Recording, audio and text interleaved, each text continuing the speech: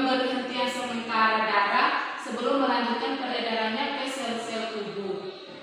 Nah, anak-anak, pada kali ini kita akan belajar tentang sistem peredaran manusia.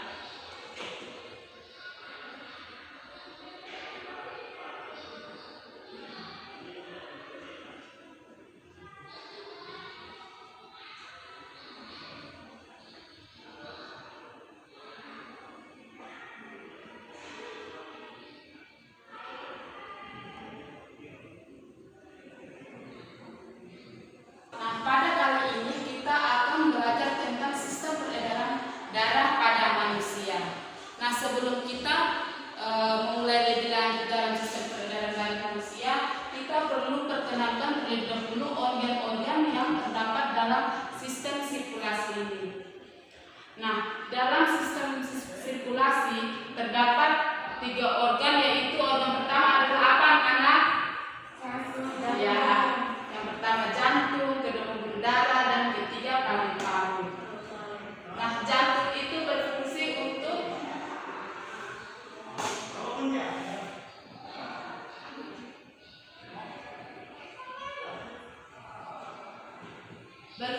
untuk memompa darah kita.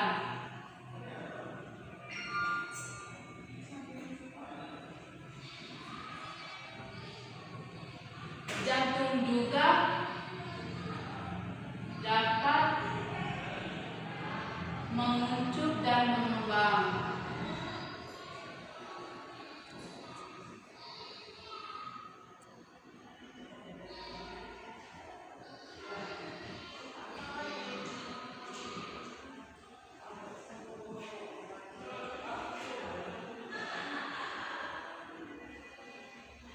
Nah, menguncup saat memompa darah dan mengembang saat tidak memompa darah.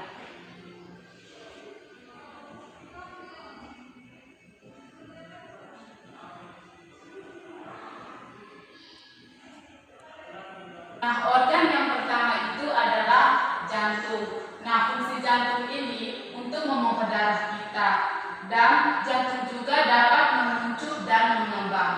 Jadi menguncup saat memompa darah, atau dengan kata lain berkontraksi, kemudian mengembang saat tidak memompa darah atau berrelaksasi.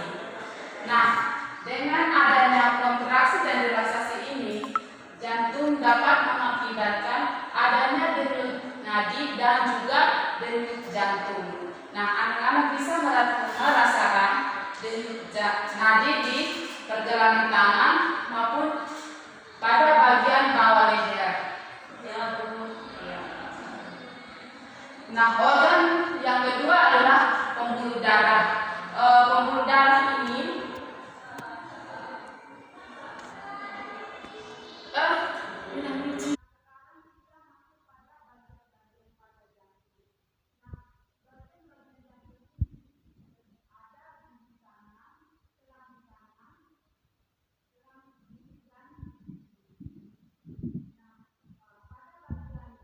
jantung ini terdapat banyak sekali karbon dioksida. Kemudian pada bagian kiri jantung ini terdapat banyak sekali oksigen. Kemudian organ yang kedua adalah pembuluh darah. Pembuluh darah ini berfungsi untuk saluran tempat mengalirnya darah dari jantung ke seluruh tubuh maupun sebaliknya. Pada pembuluh darah ini dapat dibagikan menjadi 2, yaitu pembuluh nadi dan pembuluh balik atau vena. Nah, anak-anak bisa lihat perbedaannya di sini.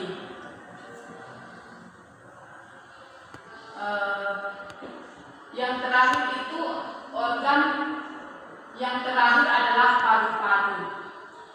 Paru-paru ini fungsinya untuk menyuplai darah kita.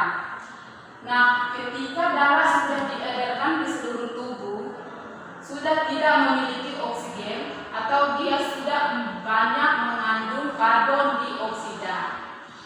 Oke anak-anak,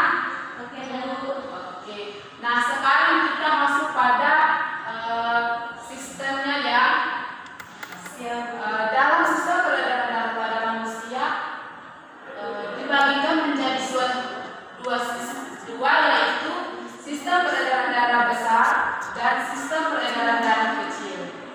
Nah, di sini ada urutan peredaran darah besar dan peredaran darah kecil. Nah, anak-anak bisa melihat urutan peredaran darahnya di sini ya. Jadi peredaran darah besar urutannya darah dipompa melalui bilik kiri, kemudian ke vena pulmonalis, ke arteri, kemudian ke tubuh, kemudian urutan peredaran darah besar yaitu darah dari bilik kiri, kemudian ke vena pulmonalis, menuju ke arteri, kemudian tubuh, kembali ke vena, dan terakhir ke serambi kanan. Itu adalah urutan peredaran darah besar. Nah, kemudian peredaran darah kecil, darah dipompa melalui bilik kanan, kemudian ke aorta, kemudian arteri pulmonalis, ke paru-paru, kemudian vena pulmonalis, dan ke serambi kiri. Nah, ini adalah urutan peredaran darah besar dan peredaran darah kecil.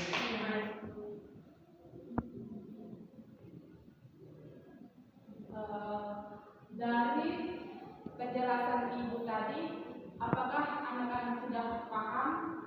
Sudah, Bu.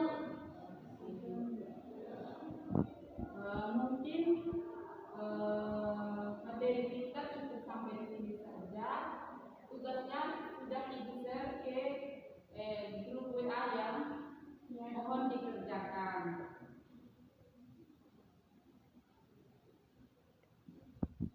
Kesimpulannya adalah dalam sistem peredaran darah pada manusia atau sistem sirkulasi ini terdapat 3 organ, yaitu organ yang pertama adalah jantung, yang kedua pembuluh darah, dan yang terakhir adalah paru-paru.